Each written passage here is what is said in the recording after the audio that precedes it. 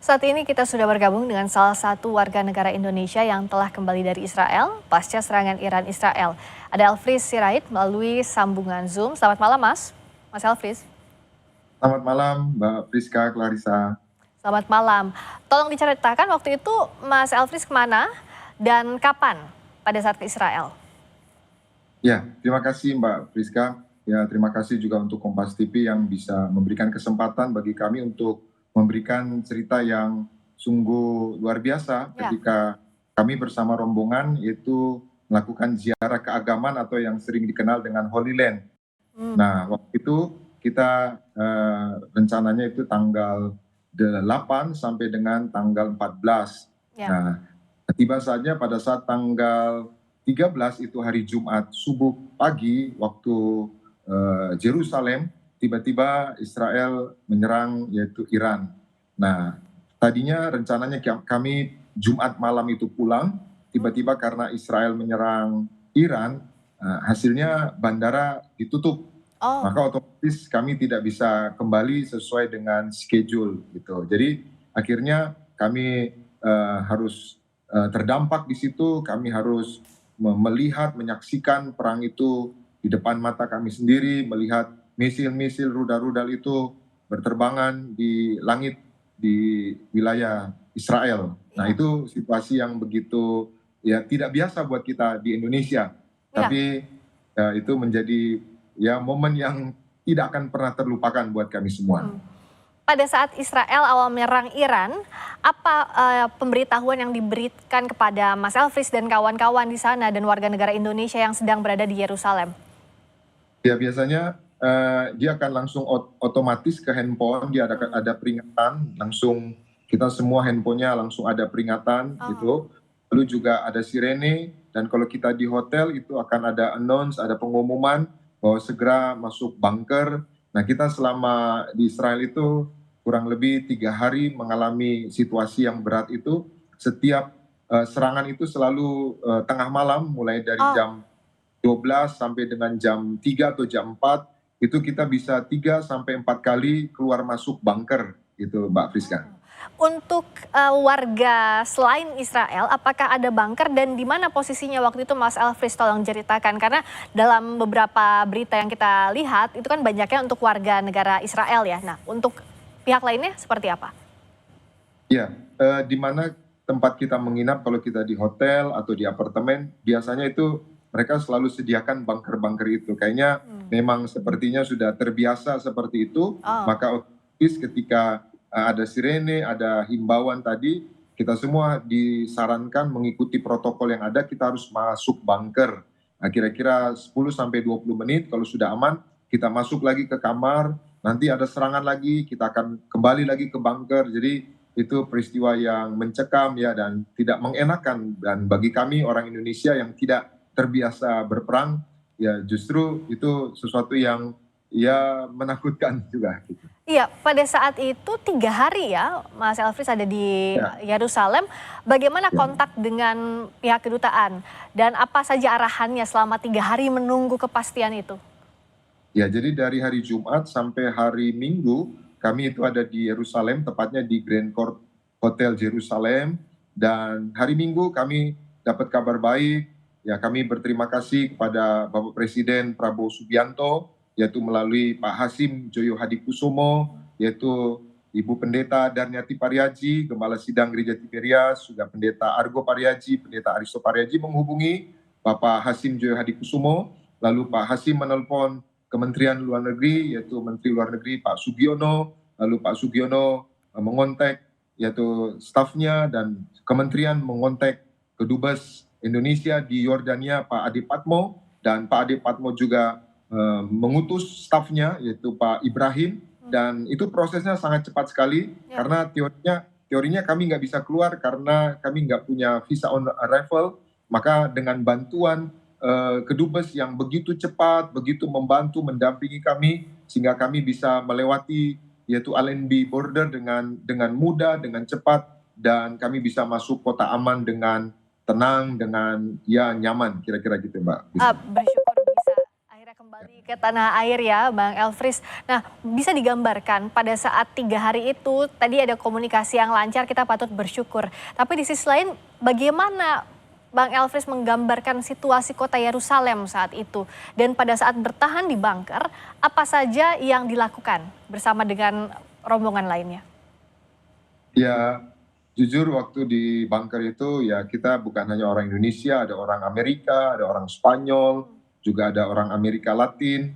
Di situ kita melihat ya banyak yang menangis, ya banyak yang ketakutan, dan tidak sedikit yang ya sedikit hopeless gitu.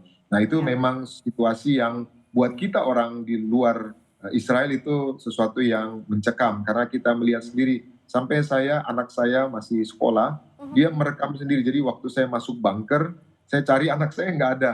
Ternyata Oh, anak saya lagi merekam misil-misil itu jatuh di depan, ya jarak kira-kira berapa kilometer itu jatuh di kota Yerusalem, kira-kira begitu. waktu itu Bang Elfries dengan siapa saja kalau anggota keluarga? Dengan anak lalu siapa lagi?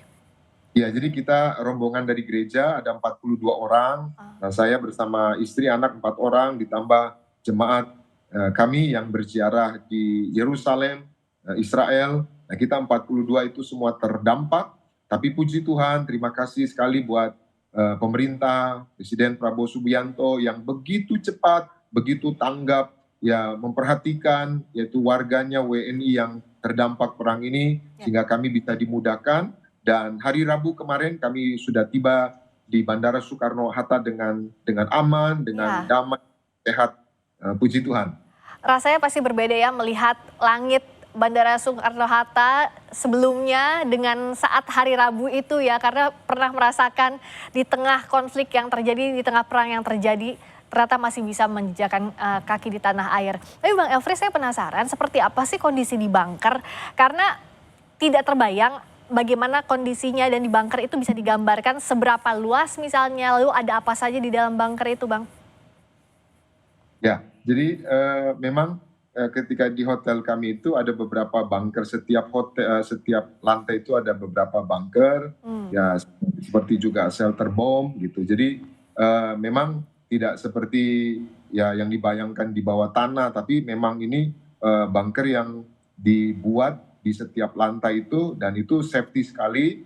Ya memang luasnya tidak terlalu luas, dan kita jujur aja sesak-sesakan di tempat itu, tapi ya puji Tuhan kita semua tetap aman, kita semua tetap dalam lindungan Tuhan dan bisa kembali dengan selamat ke Indonesia, tanah air tercinta. Ah, syukurlah. Tapi kalau bicara soal di dalam bunker itu bisa keluar masuk atau memang harus bertahan di sana?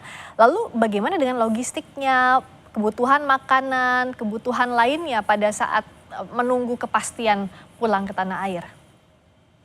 Jadi kita di bunker itu ketika ada serangan saja Mbak Friska. Jadi ketika sudah tidak ada serangan, kita kembali lagi ke tempat kita, ke kamar kita masing-masing. Nah biasanya serangan itu di tengah malam tadi, kira-kira jam 12, sampai jam 3 atau jam 4. Nah biasanya mulai pagi, mulai terang itu tidak ada serangan. Sekali lagi biasanya serangan itu saling serang Israel Iran itu di malam hari. Oh, Maka tengah malam itu ya. ketika di siang hari kita semua bisa beraktivitas normal. Nah, cuma yaitu ketika malam hari mulai perang lagi kan kita semua dalam kondisi tidur ya, kondisi Iya. istirahat, ya dikejutkan dengan peristiwa itu, ya tentunya itu membuat kita lelah, membuat kita ya cemas, Hmm. kira-kira gitu.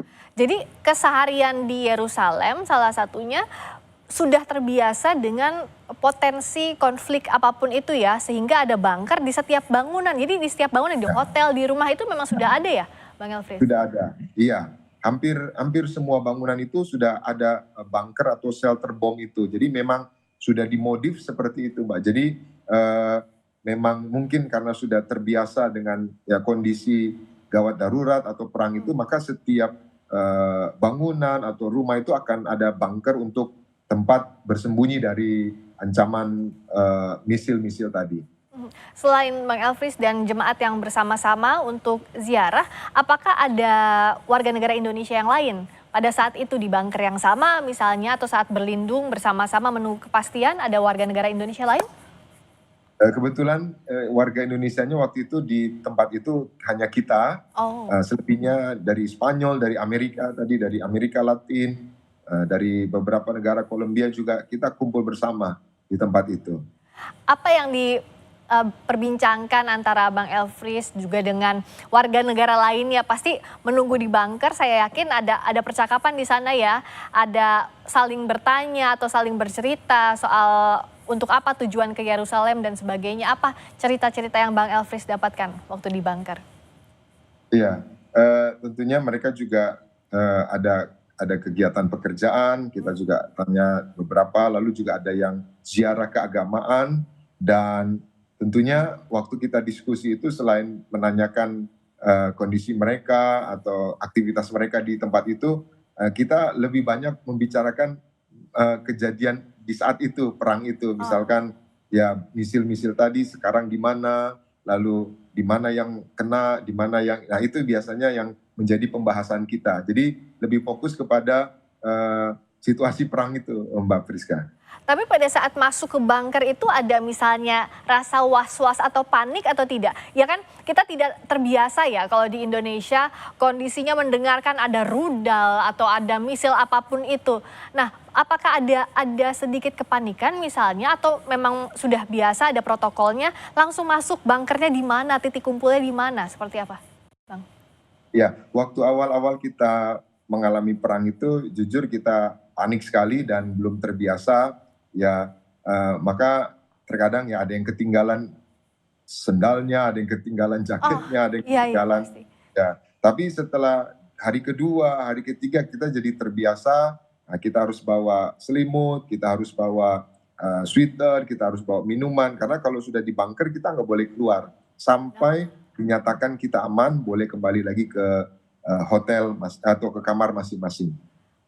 Dan jadi memang sudah ada protokolnya ya, sudah ada SOP-nya, boleh di bunker, boleh keluar bunker kalau sudah dinyatakan aman. Tapi setidaknya pasti bersyukur sekali ya, Bang Elfries sekarang ada di tanah air lagi, sudah Ya, tidak merasakan was-was lagi. Semoga ini yang kita harapkan semoga perangnya segera berakhir. Tentu kita tidak amin. ingin ada banyak lagi korban dalam konflik ini. Terima kasih sekali lagi atas ceritanya, Bang Elfries Sirait. Terima kasih Mbak Friska, Clarissa. Terima kasih, sehat selalu.